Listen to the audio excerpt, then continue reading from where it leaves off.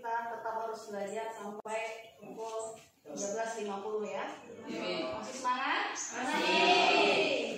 Hari ini kita akan belajar tentang organ reproduksi atau sistem reproduksi pada manusia, tetapi kita akan fokus ke penyakit-penyakit yang menyerang sistem reproduksi, baik itu laki-laki maupun perempuan ya.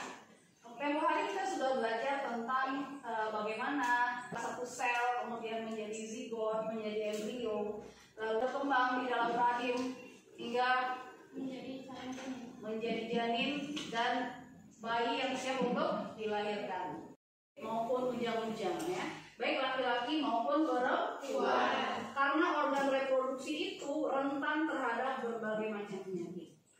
Sudah siap untuk belajar? Siap. Oke, sebelumnya kita akan pretest dulu. Saya sudah siapkan beberapa pertanyaan yang bisa kamu kerjakan.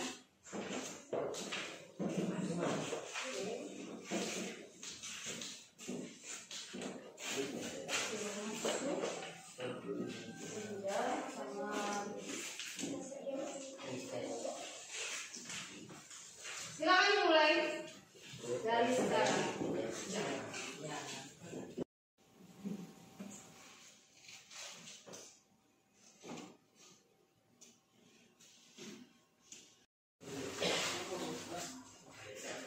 Yang pertama di situ ada gonore, ya, ada chlamydia, ada sifilis atau raja singa, ada candidiasis, vagina, ada trichomoniasis, ada kelamin, herpes, serta HIV/AIDS. Kita akan mulai dari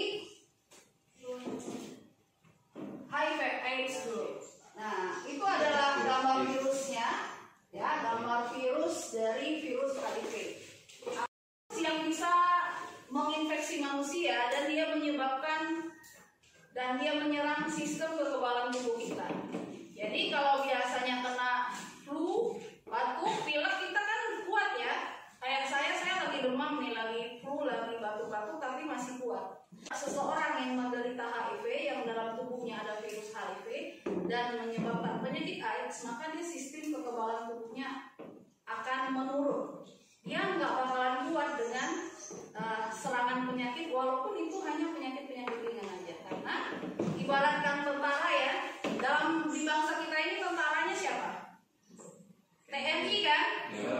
Angkatan darat, laut maupun udara. Nah itu adalah tentaranya yang menjaga negara kita. Nah dalam tubuh kita ada tentaranya nggak? Ada. Apa? Sel darah putih. Sel darah putih yang menjadi sistem imun dalam tubuh kita. Nah kalau tentaranya dalam tubuh ini udah diserang, udah lemah, apakah kita bisa bertahan dengan serangan penyakit-penyakit? Ya. Makanya orang yang mengidap virus HIV, apalagi sudah merembet menjadi penyakit AIDS, dia akan mengalami banyak kerentanan dalam hidup. Boleh dikatakan harapan untuk hidup yang berkualitas sudah sulit untuk dimiliki. Ya. Kita akan lihat melalui apa penularannya.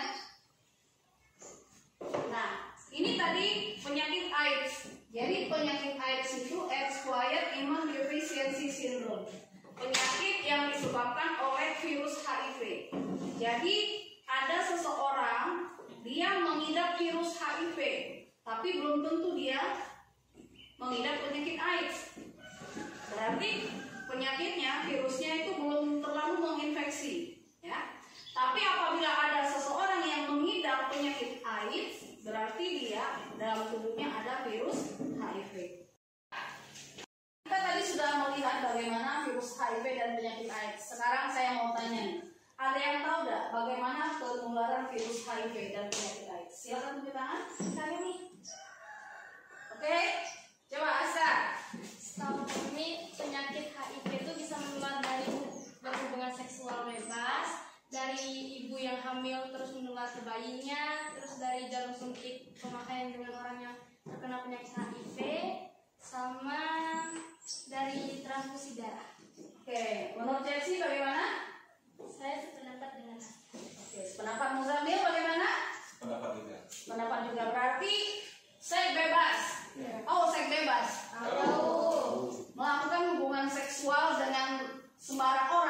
bukan dengan pasangan resminya, pasangan sahnya ya. Ada suami pada anak yang dia kandung. 2, transfusi darah. Ada bapak-bapak punya anak, anaknya butuh darah, dia nggak tahu kalau dia ada HIV, dia transfusi untuk anaknya. Ternyata dia sama aja dengan membunuh anaknya karena dia menularkan HIV ke anaknya melalui jarum suntik. Ya, narkoba kan banyak tuh yang disuntik, suntiknya rame-rame, akhirnya semuanya kena HIV/AIDS. Masa depan udah suram kalau kena HIV/AIDS. Jadi kita harus hidup sehat, taat dengan aturan agama, ya, setia dengan pasangan. Kalau mau transfusi darah itu harus mengikuti prosedur, jangan basingan, jangan main suntik-suntik sembarangan. Oke ya? Oke. Ada yang mau bertanya mungkin tentang AIDS dan lain-lain? Silakan. Ada. Ya, Muzamil silakan. Efek pemakai ganja. Efek pemakai ganja. Oke, jadi ganja itu termasuk narkoba kan? Ya, dia legal atau ilegal? Ilegal. Kalau pemakai ganja, tentu dia akan merusak sistem sarafnya. Ya, sistem sarafnya akan rusak lama-lama. Tahu kalau saraf kita udah rusak, tahu dah? Jadi oon, jadi bunga, jadi nyanyok. Nah, kalau udah mabuk, akhirnya dia ketemu sama wanita lain atau juga mungkin sama orang lain. Kemudian dia akan gampang melakukan hubungan seksual karena dia sudah tidak sadar dengan dirinya. Ya. Kalau penderita AIDS maka akan menular kan? Ada hubungannya juga dengan penyakit menular kan? Penyakit kelamin kan? Nah, jadi kalau kita udah tidak sadar, kita mau melakukan apa saja kan kita tidak bisa mengontrol diri. 1, kita akan rusak sel saraf kita, bunga, oon dan lain-lain tadi. Yang kedua, mungkin kita akan lebih rentan beresiko tertular HIV/AIDS. Apakah itu menyebabkan ketergantungan? Iya. Masa depan kita sudah terancam. Jadi kalau ada yang mulai didekati sama narkoba jenis apapun, segera sadar ya. Jauhi narkoba, jauhi orang-orang pengguna narkoba.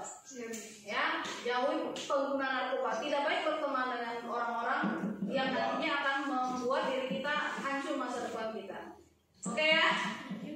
Ada lagi yang mau ditanyakan? Tidak. Ya. Penyakit yang menyerang organ kelamin. Ingin tertular ini? Udah, jangan sampai. Maka kita harus menjaga pergaulan. Seks bebas. Ada yang laki-laki sama laki-laki, ada yang perempuan sama perempuan. Itu semuanya beresiko, ya.